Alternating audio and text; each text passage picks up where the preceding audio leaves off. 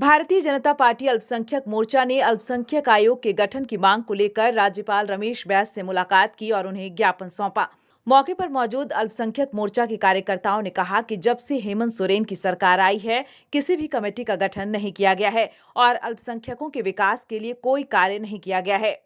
उन्होंने जल्द से जल्द सरकार से अल्पसंख्यक आयोग का गठन कराने और अल्पसंख्यकों के लिए अल्पसंख्यक बोर्ड की सरकारी संपत्ति में स्कूलों का निर्माण कराने की मांग की है, ताकि अल्पसंख्यकों को सही शिक्षा और व्यवस्था मिल सके। आज हमने राज्य के महामहिम आदरणीय रमेश बैस जी से मुलाकात की।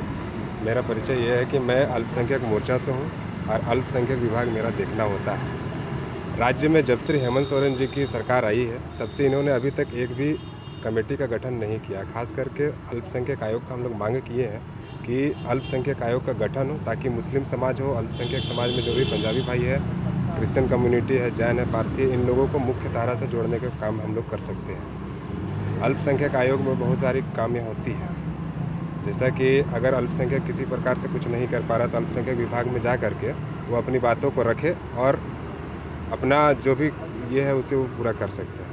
ये हुए। दूसरी बात हमने ये भी किया है कि वक्फ बोर्ड की जो संपत्ति है राज्य में, उसमें सरकारी स्कूलें बनाए हुए, विश्वविद्यालय बनाए हुए और अल्पसंख्यकों को एक उचित शिक्षा जो होता है उसे किया जाए और देश में नाम रोशन का काम किया जाए। न्यूज विंग के लिए रांची से रफी समी की report. Giridih is a small place, and we have like very less facilities in terms of education and this kind of infrastructure.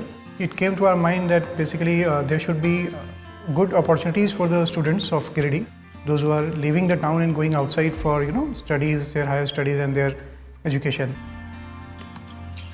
I wanted my son to start with the coding classes, so I researched it online. I got through all the reviews and everything. Then I got in touch with the White Hat representatives, and I was very happy with the progress and all how he was doing.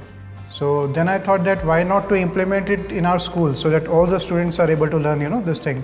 I started coding because we can make our thoughts real. We can interact with the computer.